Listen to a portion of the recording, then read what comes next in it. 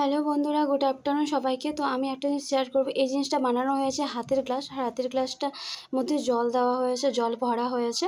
আর এটা যাদের হাতের নার্ভের প্রবলেম আছে বা হাত ব্যথা করে লেখার সময় বা কোনো কাজ করতে গেলে হাত ব্যথা করে, আঙুলগুলো ব্যথা করে, তখন আমরা অনেকটা মানে কী বলবো, অনেকটা বিরক্ত ফিল করি।